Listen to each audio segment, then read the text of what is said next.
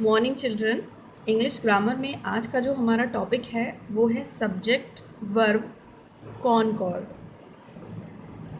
Sentence जब हम कोई बनाते हैं ना तो उसमें एक सब्जेक्ट होता है, यू नो दैट, एक वर्ब होती है, यू नो एज वेल।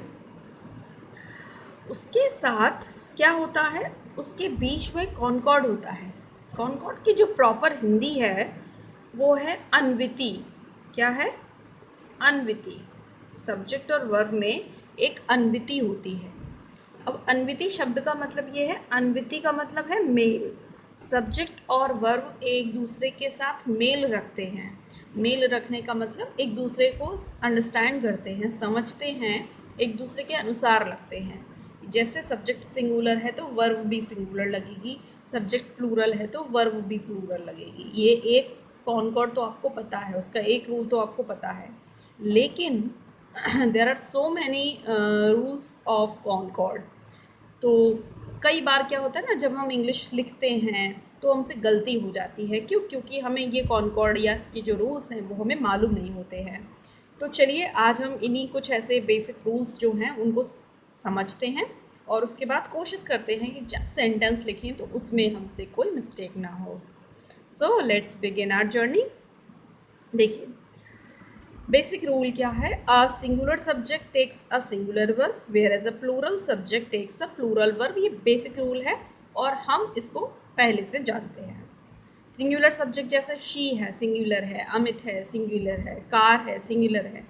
अब इसके साथ जब आप कोई सेंटेंस बनाएंगे तो आप इज ऐसे यूज़ करेंगे ना, गोज, शाइन्स। ये सिंगुलर बनाया आपने वर्ब को, गो में ई एस लगा दिया या एस लगा दिया तो सिंगुलर हो गया, शाइन में एस या ई एस लगाने से सिंगुलर हो गया।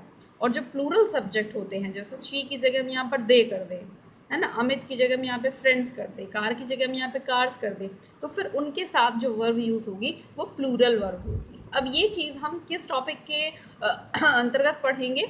ये हम सब्जेक्ट वर्ब कॉनकॉर्ड के अंतर्गत पढ़ते हैं ना। सब्जेक्ट और वर्ब का आपस में तालमेल कैसा है, वो आपस में किस तरह से प्रयोग किए जा रहे हैं। जैसे एक एग्जाम्पल है, the list of items is या आर। ये आपको पूछा गया है कि आप दोनों में से क्या फिल करें। इसको इज ऑब्लिक आर बोलते हैं। तो is oblique are on the desk. अब देखिए, अब आप अगर केवल आइटम्स देख लेंगे ना, वहीं आपसे मिस्टेक हो जाएगी। आपने देखा कि यहाँ पर वर्ब है और वर्ब से पहले सब्जेक्ट होता है, तो आइटम सब्जेक्ट है और उसमें एस लगा हुआ है तो ये प्लूरल है। हाँ, आप गलत हो जाएंगे। You will surely make a mistake. कैसे? सब्जेक्ट देखने के लिए आपको पूरा ये पार्ट देखना पड़ेगा, जो कि एक सब्जेक्ट फ्रेज है, जो कि एक नाउन फ्रेज है। आपको पूरा ये फ्रेज देखना पड़ेगा। अंडरस्टैंड? तो अब ये पूरा आप नाउन फ्रेज जब देखेंगे ना, तब आपको पता चलेगा the list of items. Items तो बहुत सारे हैं, हाँ, वी एक्सेप्ट, आइटम्स बहुत सारे हैं। आइटम्स की लिस्ट, आइटम्स की लिस्ट, लिस्ट तो एक ही है ना, लिस्ट आपके पास एक ही है, आइटम्स आपके पास बहुत सारे हैं। तो जो मेन आपका सब्जेक्ट है वो लिस्ट है, नॉट आइटम्स। तो लिस्ट चूंकि सिंगुलर है तो यहाँ पर आप क्या चूज करेंगे? यहाँ पर आप इज चूज करेंगे। What will you choose? Is choose करेंगे आप। तो the list of items is on the desk. जो आइटम्स की लिस्ट है वो कहाँ पर है? वो डेस्क पर है। If you know that list is the subject then you will use is as the verb. ठीक है, अगर आप जानते हो कि लिस्ट सब्जेक्ट है तो आप आर नहीं ऑप्ट करोगे, आप आर नहीं चूज करोगे, आप क्या चूज करोगे? आप इस चूज करोगे। तो ये बेसिक रूल था। इसके अलावा बहुत सारे रूल्स और भी हैं। आइए,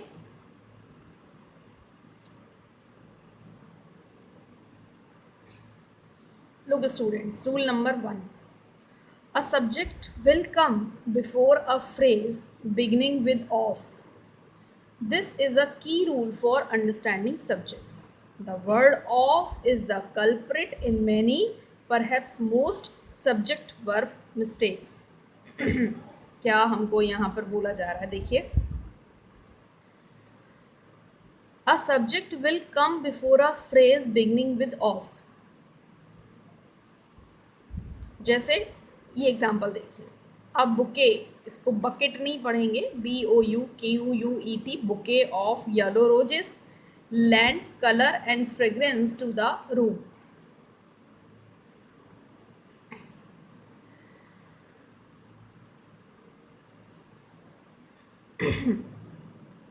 तो यहाँ पर वही वाली बात है जो ऊपर वाले सेंटेंस में थी कि ये तो जो है वो वर्ब है।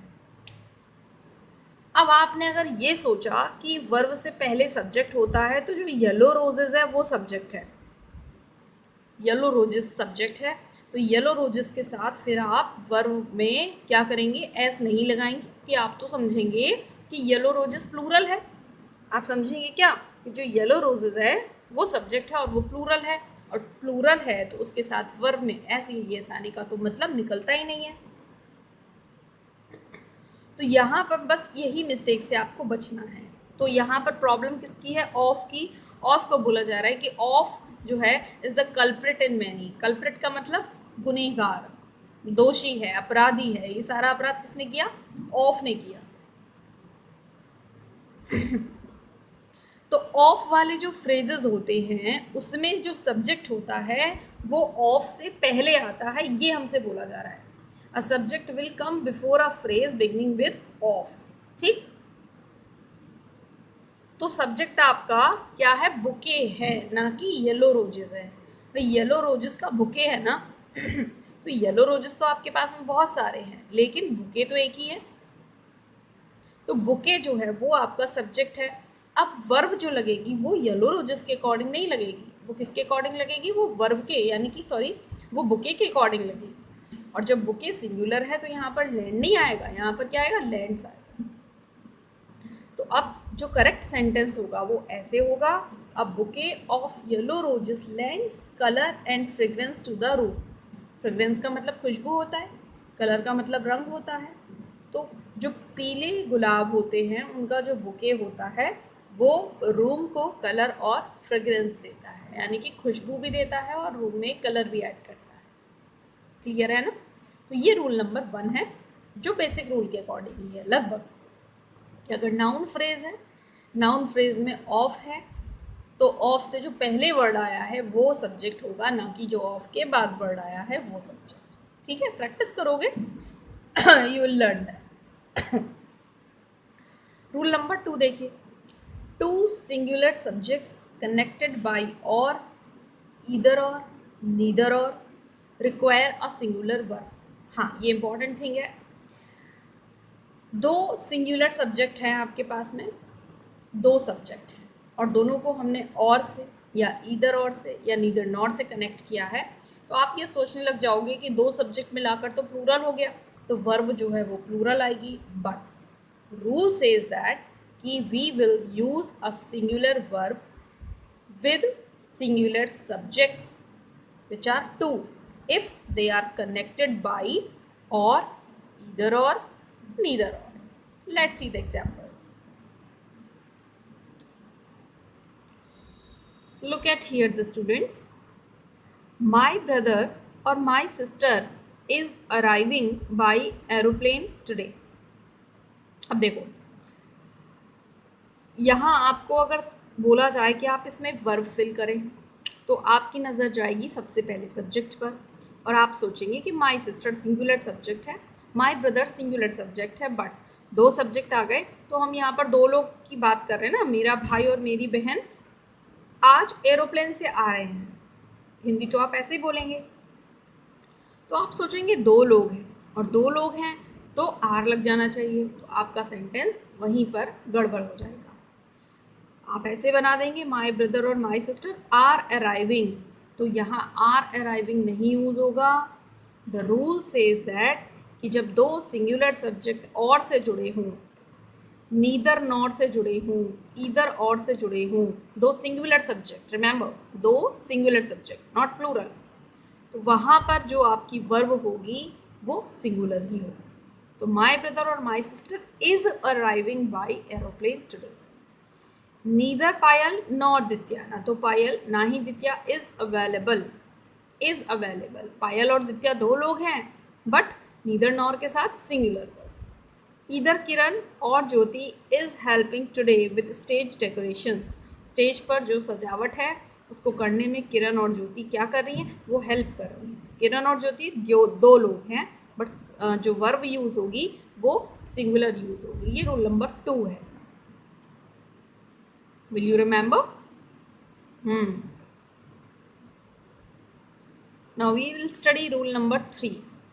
The verb in, an, or, either or neither nor sentence agrees with the noun or pronoun closest to it. अब देखिए रूल नंबर 2 में क्या बोला था कि दो सब्जेक्ट सिंगुलर अगर हैं और वो नीदर नॉर, ईदर और या और से जुड़े हैं तो वर्ब सिंगुलर आएगी.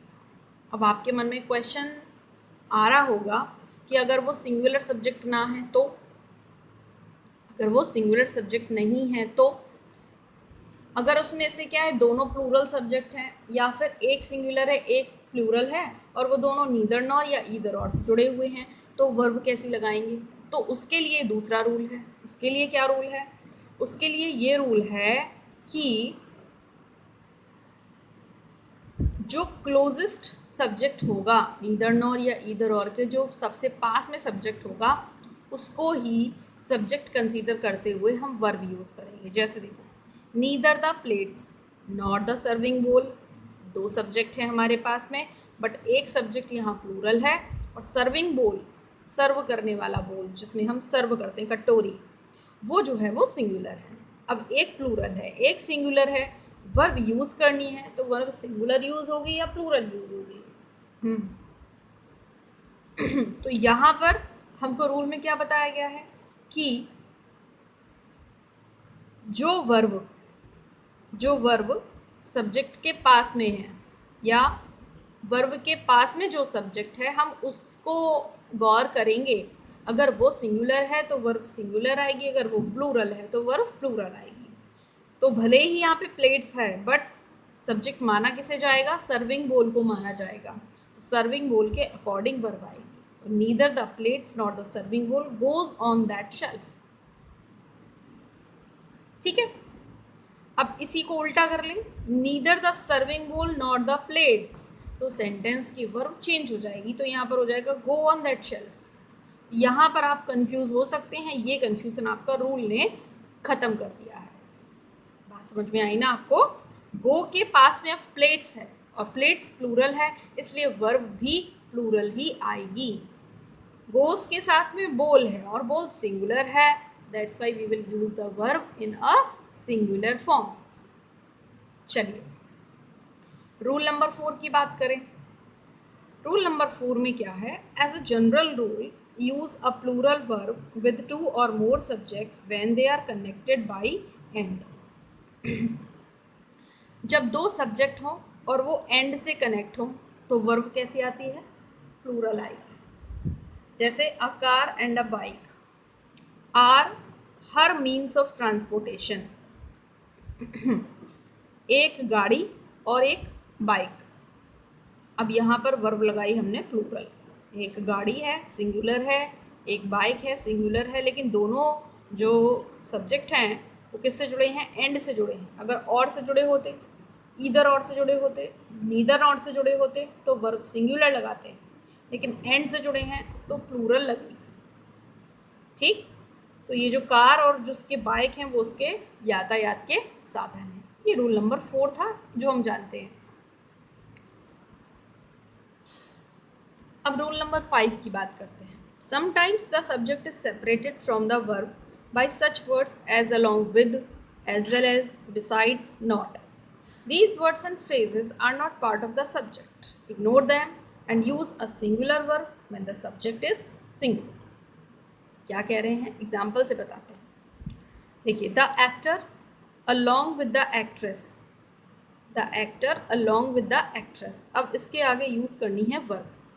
तो आपको क्या लगेगा? इतना बड़ा सब्जेक्ट है ना, इतना बड़ा सब्जेक्ट है और उसमें कितने लोग हैं? एक्टर है और एक्ट्रेस भी है, 2 लोग हो गए. और जब 2 लोग हो गए तो वर्ब लगा दीजिए आप प्लूरल.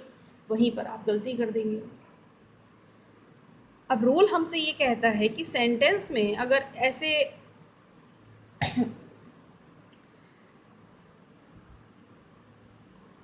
प्रपोजिशंस जुड़े हुए हैं, अलोंग है, एज वेल एज है, ठीक, बिसाइड्स है, तो ये सब्जेक्ट का पार्ट नहीं माने जाते हैं, ये एक्स्ट्रा पार्ट है.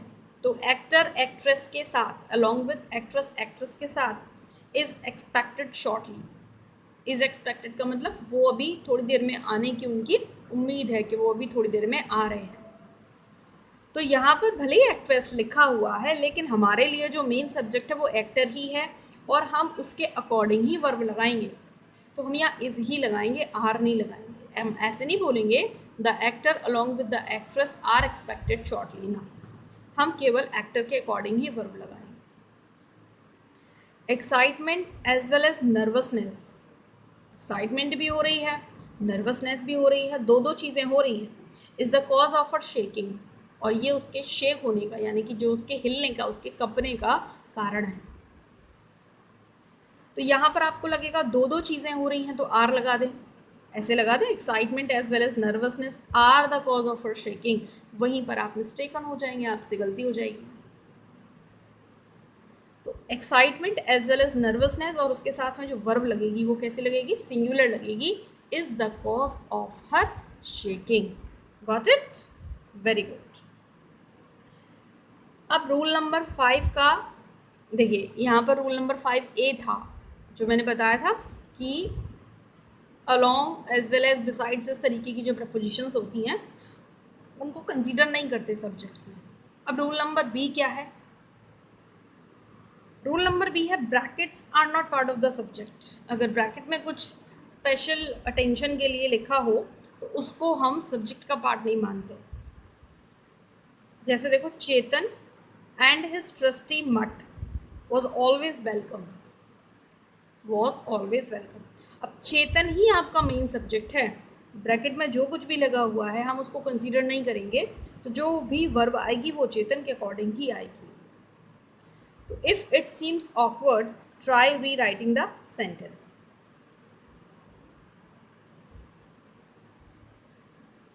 तो यहाँ पर तो कुछ खास नहीं बोल रहे हैं, वो लिख रहे हैं कि अगर ये ऑकवर्ड लगता है तो ट्राई री राइटिंग द सेंटेंस, आप सेंटेंस को दोबारा लिखिए, ठीक।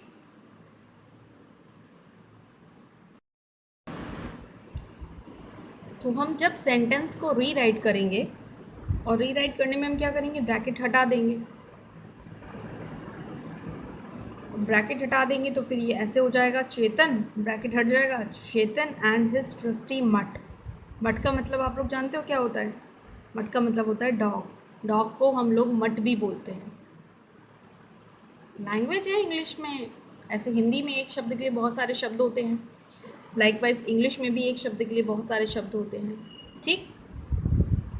तो बात यहाँ पर हो रही है कि जो ब्रैकेट्स होंगे, ब्रैकेट्स में जो भी पार्ट लिखा होगा वो सब्जेक्ट का पार्ट नहीं माना जाएगा, ब्रैकेट के बाहर जो होगा वो सब्जेक्ट है। तो जो वर्ब आएगी वो किसके अकॉर्डिंग आएगी, वो चेतन के अकॉर्डिंग आएगी, तो वाज हम यहाँ पर यूज़ करेंगे, ठीक है।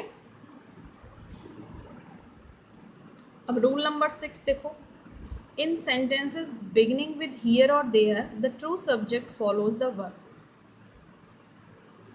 हियर और देयर वाले सेंटेंस में जो सब्जेक्ट होता है वो क्या होता है, वो वर्ब के बाद जो यूज़ हो रहा है वो सब्जेक्ट होता है। जैसे there are 7 hurdles to jump, कूदने के लिए 7 हर्डल्स हैं, 7 बाधाएं हैं। तो यहाँ पर अगर पूछा जाएगा ना कि सब्जेक्ट क्या है, तो यहाँ पर हर्डल्स जो है वो सब्जेक्ट है, वर्ब के बाद सब्जेक्ट आ रहा है। तो जो वर्ब लगेगी वो देयर के अकॉर्डिंग नहीं लगेगी, वो इसके अकॉर्डिंग लगेगी।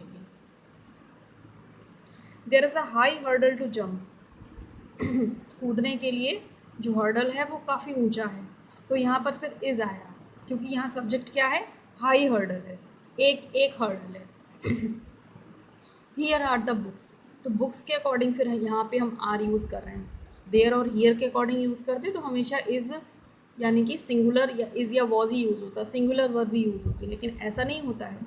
तो जो वर्ब यूज़ होती है वो सब्जेक्ट के अकॉर्डिंग यूज़ होती है, और सब्जेक्ट कौन सा माना जाता है, जो वर्ब के बाद आ रहा है वो सब्जेक्ट आपका माना जाता है। तो जैसे आर के बाद 7 हर्डल सब्जेक्ट है, इसके बाद हाई हर्डल सब्जेक्ट है, आर के बाद बुक सब्जेक्ट है, तो ये सब्जेक्ट कंसीडर किए जा रहे हैं, ठीक है।